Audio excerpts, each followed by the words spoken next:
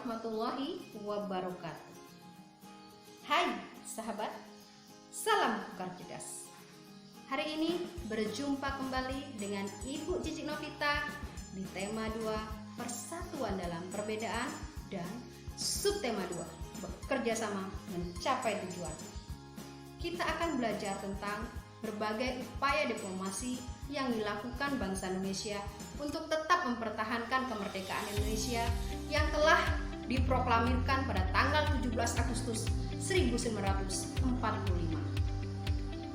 Bangsa Indonesia dalam memperjuangkan kemerdekaan Indonesia tidak hanya dengan mengangkat senjata, tetapi dengan berbagai upaya diplomasi. Nah, upaya diplomasi apa sajakah yang dilakukan bangsa Indonesia untuk tetap mempertahankan kemerdekaan Indonesia? Marilah kita simak penjelasannya berikut ini. Kompetensi dasar IPS 3.4 Memahami makna proklamasi kemerdekaan, upaya mempertahankan kemerdekaan, dan upaya mengembangkan kehidupan kebangsaan yang sejahtera. 4.4 Menyajikan laporan tentang makna proklamasi kemerdekaan, upaya mempertahankan kemerdekaan, dan upaya mengembangkan kehidupan kebangsaan yang sejahtera. Tujuan pembelajaran: 1. Dengan menyaksikan video, siswa dapat memahami makna upaya mempertahankan kemerdekaan dengan benar. 2. Dengan membaca, siswa dapat menyajikan laporan tentang makna upaya mempertahankan kemerdekaan dengan benar. 1. Perundingan Linggarjati dilaksanakan pada tanggal 10 November 1946 di Linggarjati, Cirebon. Indonesia diwakili oleh Perdana Menteri Sultan Syahrir dan Belanda diwakili oleh Profesor Schremer Hon, dipimpin oleh diplomat Inggris yaitu Lord Killen. Hasil perundingan Linggarjati: 1. Belanda mengakui secara de facto di mana Republik Indonesia meliputi Jawa, Madura, dan Sumatera. 2. Republik Indonesia dan Belanda bekerja sama membentuk Negara Indonesia Serikat. Negara yang terbentuk dinamakan Republik Indonesia Serikat. Salah satu negara bagian Republik Indonesia Serikat adalah Republik Indonesia. 3. Republik Indonesia Serikat dan Belanda membentuk Uni Indonesia Belanda, di mana Ratu Belanda sebagai ketuanya. Ternyata, dalam perkembangan selanjutnya, Belanda melanggar hasil perundingan Linggarjati. Pelanggaran tersebut terjadi saat Belanda melakukan agresi militer Belanda I pada tanggal 21 Juli 1947.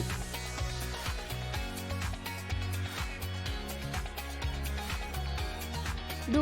Perundingan Renville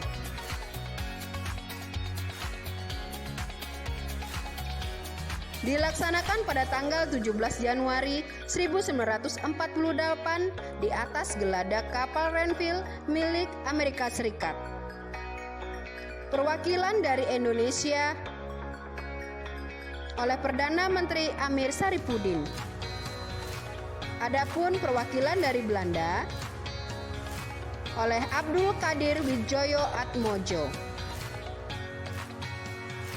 Hasil keputusan sebagai berikut. 1. Wilayah Indonesia diakui berdasarkan garis demarkasi atau garis Panmuk. 2. Belanda tetap berdaulat terhadap seluruh wilayah Indonesia hingga Republik Indonesia Serikat resmi terbentuk.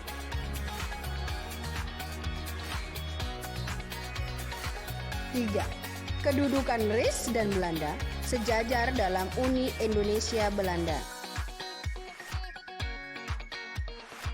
4. 4. Republik Indonesia merupakan bagian dari RIS. Dan 5. Pasukan RI yang berada di daerah kantong harus ditarik ke daerah Republik Indonesia.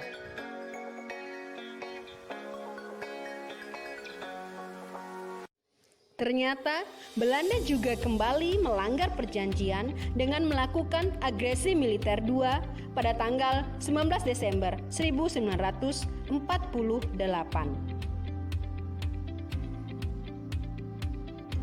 Berikutnya, perundingan Rumroyen. Agresi militer Belanda II memberikan reaksi cukup keras dari Amerika Serikat, Inggris, dan PBB. Kecaman tersebut tidak terlepas dari kemampuan diplomat Indonesia dalam memperjuangkan dan menjelaskan realita di PBB. Reaksi terhadap agresi militer Belanda II menyebabkan PBB memperluas kewenangan KTN atau Komisi Tiga Negara. Selanjutnya, KTN diubah menjadi UNCI, United Nations Commission for Indonesia. UNCI berada di bawah pimpinan Merle Cochrane, Amerika Serikat, dibantu Critchley, Australia, dan Herman, Belgia. UNCI mengadakan perjanjian Rumroyen antara Indonesia dan Belanda. Perjanjian Rumroyen diadakan pada tanggal 14 April 1949 di Hotel des Indes, Jakarta. Dari perwakilan delegasi PBB oleh Merle Cochrane, sedangkan dari wakil Republik Indonesia dipimpin oleh Mr. Rum dan delegasi dari Belanda oleh Van Rooyen.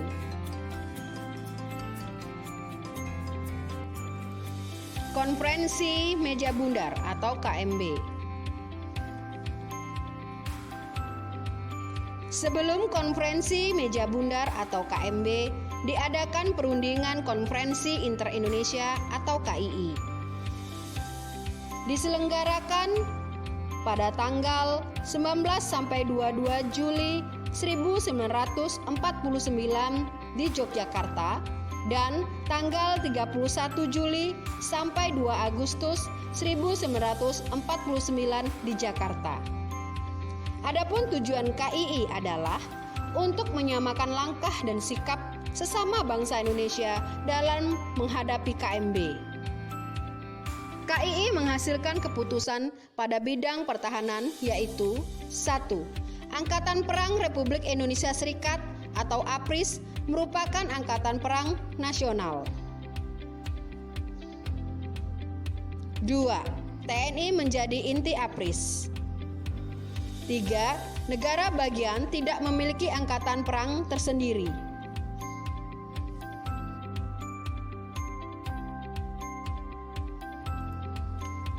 Setelah terselenggaranya KII atau Konferensi Inter-Indonesia, maka dilanjutkan dengan Konferensi Meja Bundar atau KMB.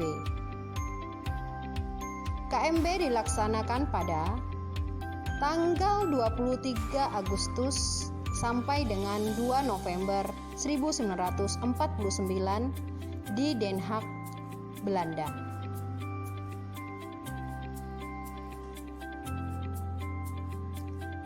KMB sebagai landasan nyata dalam diplomasi untuk mencapai penyelesaian sengketa antara Indonesia dan Belanda. KMB dihadiri oleh perwakilan dari Indonesia,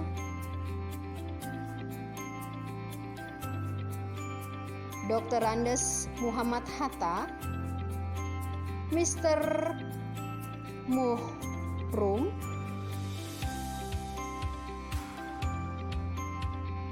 Profesor Dr. Mr. Supomo, perwakilan dari BFO,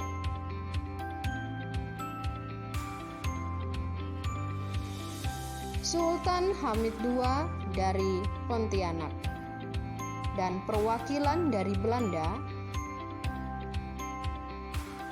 Mr. Van Marseven. Sedangkan perwakilan dari UNCI, Critchley. Penandatanganan pengakuan kedaulatan dilakukan secara bersamaan baik di Belanda dan di Indonesia pada tanggal 27 Desember 1949. Di Belanda ditandatangani oleh Ratu Juliana, Perdana Menteri Dr. Willem Drees, Menteri Seberang Lautan Mr. AMJA Sesson, dan Dr. Muhammad Hatta di Jakarta, Sri Sultan Hamengkubuwono ke-9, Wakil Tinggi Mahkota Belanda AHZ Lovin. Berikut ini dampak dan pengaruh terselenggaranya KMB bagi rakyat Indonesia antara lain. 1. Belanda mengakui kemerdekaan Indonesia. 2. Konflik dengan Belanda dapat diakhiri dan pembangunan segera dapat dimulai. 3. Irian Barat belum bisa diserahkan kepada Republik Indonesia Serikat. Dan 4. Bentuk negara serikat tidak sesuai dengan cita-cita proklamasi kemerdekaan 17 Agustus 1945. Demikianlah berbagai upaya diplomasi dilakukan untuk mempertahankan kemerdekaan. Supaya tujuan diplomasi tercapai, maka diperlukan kerjasama dan persatuan dari semua pihak. Sekarang ini pun kita harus selalu menjaga persatuan dan kesatuan dalam keragaman. Demikianlah anak-anak penjelasan tentang berbagai upaya diplomasi yang dilakukan oleh bangsa Indonesia untuk tetap mempertahankan kemerdekaan Indonesia. Ada perundingan Linggarjati, perundingan Renville, perundingan Lomroyen, dan konferensi meja bundar. Nah, tugas kalian sekarang bacalah teks tentang upaya perjuangan diplomasi yang dilakukan bangsa Indonesia untuk memperjuangkan kemerdekaan Indonesia. Carilah informasi penting dan buatlah dalam sebuah laporan. Baiklah, sahabat cerdas. Salam Bukar Cerdas. Ibu akhiri, Assalamualaikum warahmatullahi wabarakatuh.